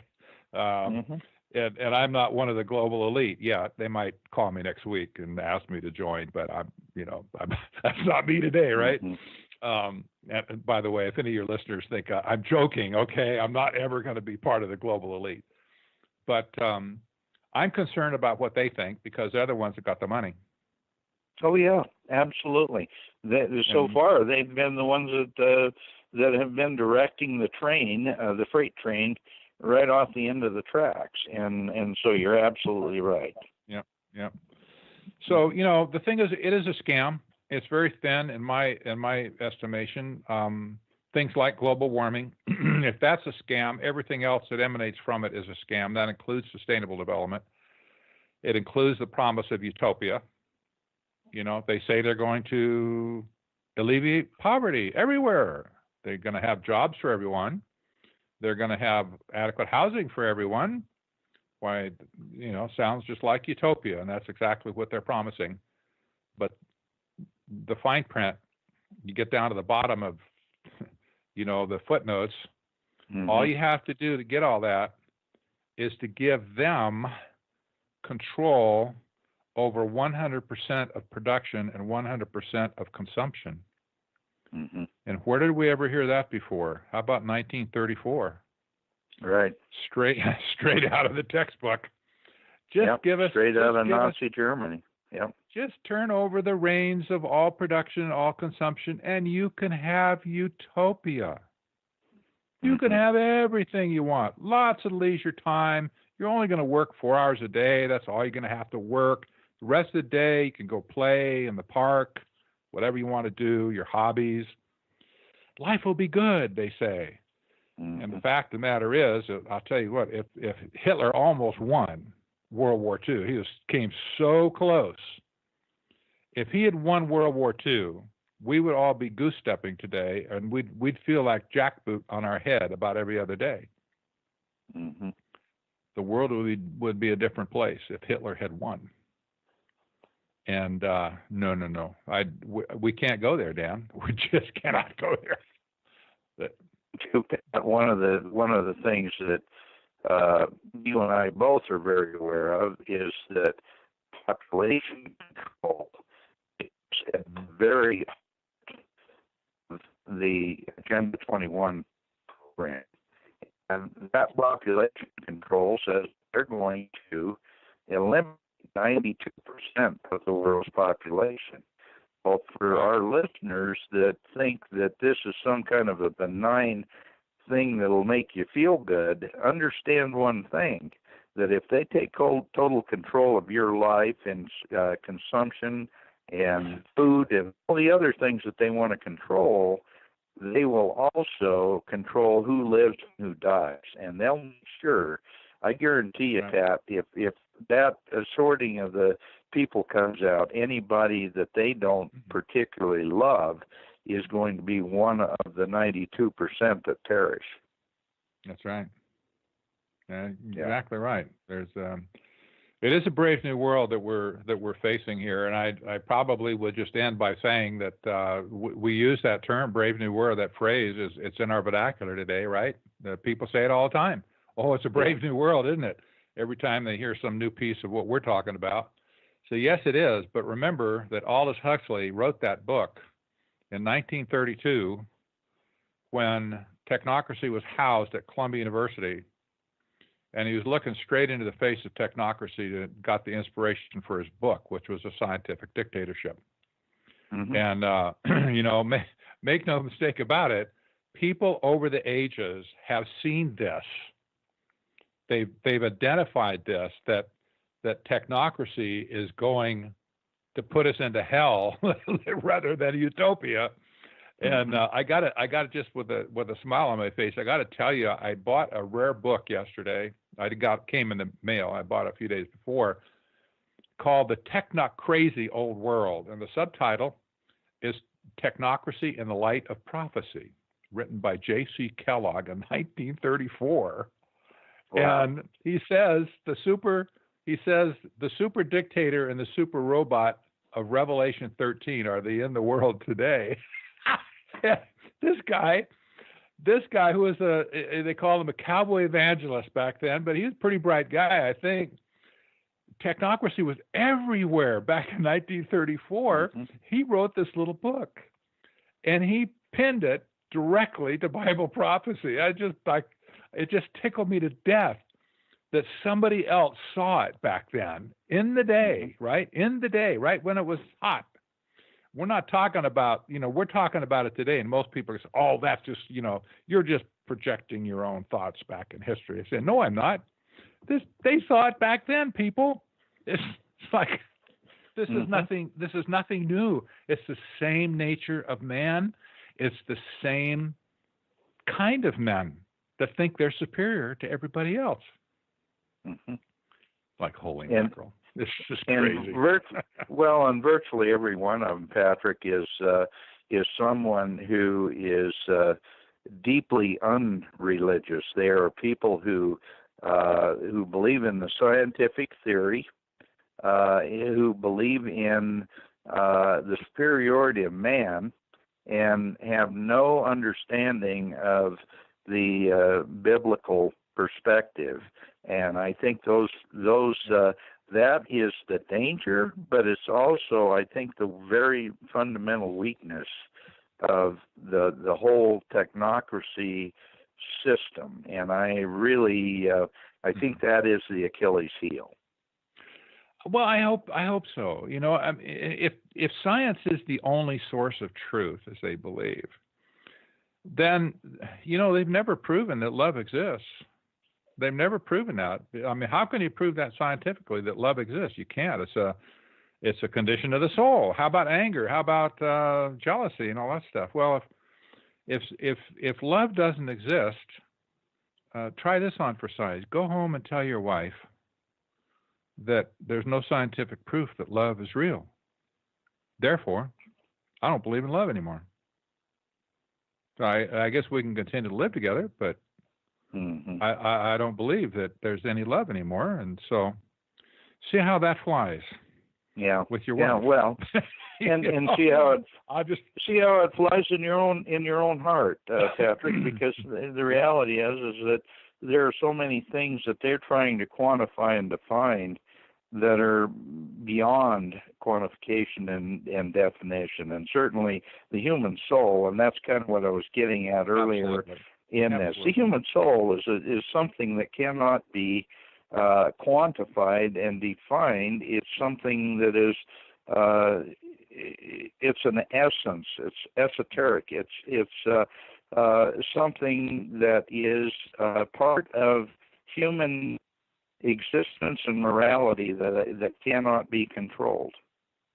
It can't. You're absolutely right. And it was really sad. All of the people inventing these technologies in Silicon Valley in particular, a lot of them are having attacks of conscience. They're sensing that there's something wrong with what they're doing, and their conscience is really bothering them. Some of them are reporting depression and sleeplessness, and other types of problems and stuff in their life. It's starting to affect their work, and and so they're asking the question. Are we doing things that potentially could destroy the world? And to answer that, it's interesting. They're down in Big Sur, California. I went to school in Carmel, by the way, high school. I know that area quite well. Back in the early 60s, I think in 1962, there was an organization or an institute started in Big Sur, just down the coast from Carmel. It was called Esalen Institute, E-S-T-L-A-N, Esalen. Esalen became the conduit to bring Eastern mysticism and yoga into America back in the early 60s. This is well documented, by the way. I'm not making it up. Mm-hmm. But Esalen was a place where you had they had a big rooms and a lodge and a big old hot tub, and the hippies back in those days, early days, they'd get naked and they'd be in the hot tub and they'd contemplate their navel or other things to figure out the meaning of the universe. And it was a big deal for us young people back then. Oh, wow, let's go down and take a peek at the hot tub. We didn't know what we're talking about. But this is where yoga and Eastern mysticism really got its foothold in America. And it was all shut down a few years ago, and they had the big mudslide on Highway 1 and the big storms and stuff, and it completely wiped out the highway for about 2 miles, and it took them a year and a half to get it back open again. But in the meantime, Esalen Institute floundered. They had nobody could get to it. The people lived up there had to hike out for groceries, and so the Esalen got repurposed completely. And they repurposed Esalen. They didn't change the philosophy much, but they repurposed Esalen to be a retreat for people from Silicon Valley who were suffering from stress issues and guilty conscience issues and stuff like that. So ever since it opened again about a year ago, it has been booked full every single weekend of people coming down from Silicon Valley to assuage their consciences and to learn answers like, it's okay, society will sort it out, you're just doing a good thing, and yada yada, and they're trying to make them feel better, and they're using Eastern meditation to do it, all kinds of therapies and Eastern meditation stuff and groups and stuff like that. And they're turning, and in any case, the point is, they're turning to Eastern mysticism to solve their soulical problems, where their conscience is telling them you're doing something really bad. And they go away thinking, I feel better now. People told me I'm not doing anything bad. It's just, I'm doing good. In one of their classes, Dan, just will tickle you to no death, to death. One of their classes is getting in touch. You can see the high-tech part of it. Getting in touch with your inner net. Your inner net, right? Getting in touch with your inner net. It's like, oh my gosh. Wow. Are you kidding? Oh, these poor people, they're the blind leading the blind, is bottom line. Yeah. But, for those that have an attack of conscience, it's good news that they're having an attack of conscience. It is. That's good. I think that's great. They should. But on the other hand, they're turning to the wrong source of salvation. Right. Just to get straightened out. It's like, guys, I don't think you should be going there. You're tapping into some forces that can get pretty doggone ugly. But anyway, so, yeah, it's interesting. The Bible is out. Forget if you brought a Bible in that place, why they probably would just call in a helicopter and have you carted away. Yeah, no, you're right. And that's at the essence of the whole technocracy, the whole the whole scientific theory is the fact that if you're a Bible believing Christian, you believe in some sort of mysticism, some strange idea that's just not based in science. Therefore, it can't be real. We are nearing the end of the show. Pat, I want to give you an opportunity to talk about your two books, and then hopefully we can connect again and do this program again, because I think this has been absolutely fascinating. Well, absolutely. My first, well, actually, all my books are available on technocracy.news. I should say that, and so people can follow along with the global story of technocracy on my website, technocracy.news. But all my books are there for sale, as well as on Amazon. So if you don't want to buy from my website, you can go to Amazon and get it there and get it pretty fast. However, I do offer bulk discounts for if people buy multiple books to give away, whatever. You can't do that on Amazon. They have one price and that's it. The first book was Technocracy Rising, that I wrote recently, just a few years ago, that really broke the ice on technocracy. The subtitle was The Trojan Horse of Global Transformation, and it really was kind of the first salvo, if you will, to really define the nuts and bolts of technocracy and how it was transforming the world. My latest book, which just got released, is called Technocracy: The Hard Road to World Order. And it's obviously still about technocracy, but it's fast forwarding to the present day to show more relevance to things actually taking place right now in the world, relating it to smart cities, to global cities, to fintech, which is cryptocurrency and green finance and stuff like that. And so it brings it forward. It's a little bit shorter book. It's also going to be a good book for people to read that may have been a little bit too timid to read Technocracy Rising in the first place. This is more of a common man's book, a common man's explanation of technocracy and what it means to us today.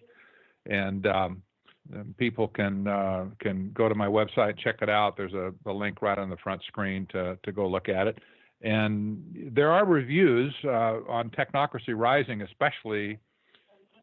There's probably about 135 reviews now, and you'll notice that on Amazon that the rating system is a solid 5 stars, which is pretty amazing.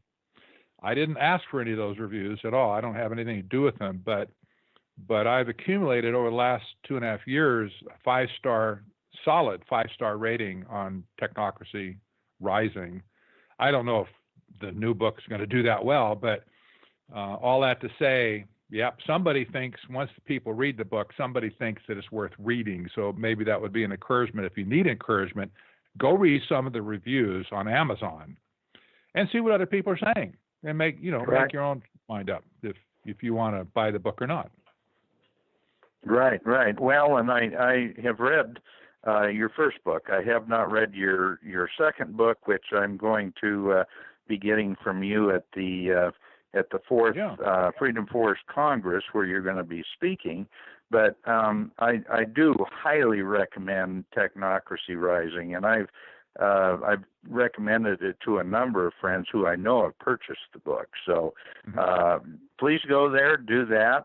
Patrick, I thank you for being my guest on the radio program today, and I hope that you'll consider coming back. And with that, I thank our listeners, and we look forward to seeing you next week on Connecting the Dots with Dan Happel. Thank you, Patrick. My pleasure. Thank you, Dan.